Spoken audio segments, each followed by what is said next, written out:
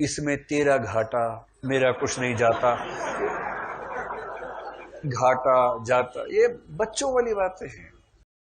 काव्य तीन हमारे सामने वर्गीकरण है।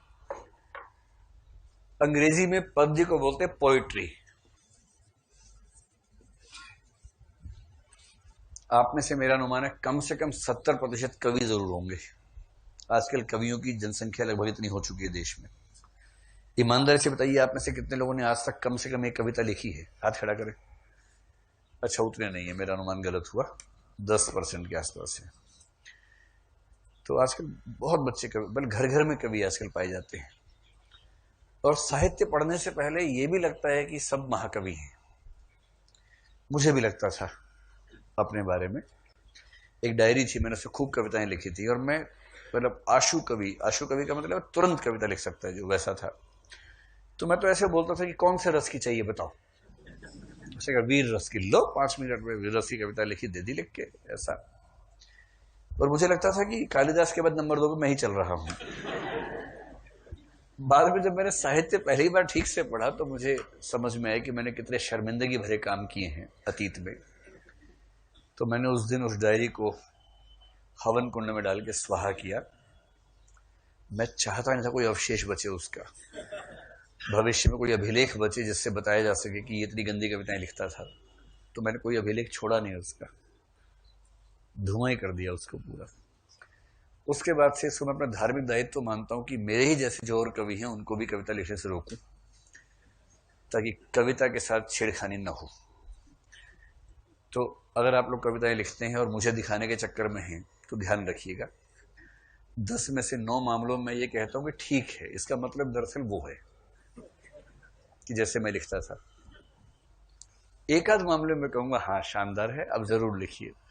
बाकी को बोलता हूं कि लिखिए, क्या दिक्कत है, कागज आपका, पेन आपका, समय आपका, आपका अधिकार है, कोई मना थोड़ा कर सकता है आपको, लिखिए। तो कविता लिखने को मजाक मत समझिएगा, मैं इसलिए कह रहा हूं कविता लिखना मजाक नहीं होता। जो अक्सर हम करते हैं तुकबंदी करते हैं। जैसा एक भद्दा सा गाना हाल ही में आया था, इसमें तेरा घाटा मेरा कुछ नहीं जाता, घाटा जाता, ये बच्चों वाली बातें हैं। भद्दी तुकबंदी इसको शुक्ल जी कहते थे। तुक से तुक भिड़ाना, इसको लोग कविता कह बैठते हैं। मैं वहां गया, अब गया के बाद क्या आएगा? गया, बया, आया, नया, नया आ रहा है। मैं वहां गया, कुछ कुछ था वहां नया। मैंने खाना खाया, अब खाया के बाद क्या आएगा? खाया, गाया, गाया ठीक लग रहा है। उसने गाना गाया, मैंने खाना खाया, उसने गाना गाया। फिर कह रहे देखिए कालिदास का लेवल आया कि नहीं आया। अब इसको अगर आप कविता कह रहे हैं तो फिर कैसे, किस मुंह से मैं कह दूं कि अच्छी कविता आप लिख रहे हैं? कविता की सेंस ये छोड़ना है। साहित्य पढ़ के आपको ये भी समझ में आएगा कि कौन सी कविता कायदे की होती है, और उसके बाद आपको ये विश्वास जम जाएगा कि जो मंच पर दिखते हैं कवि, दरअसल वो कवि नहीं होते हैं, वो चुटकुलेबाज हैं। सुरेंद्र शर्मा को अगर कवि मान के कविता सीखना चाह रहे हैं तो पहले ये समझना है कि वो कवि नहीं है, कविता के नाम पर चुटकुले सुनाने वाले लोग हैं। कविता की सेंस तो साहित्य पढ़ के बनती है। मुझे ऐसा ही लगा था अपने समय में, शायद आपको भी लगे। आप क्या कह रहे थे? हाँ हाँ,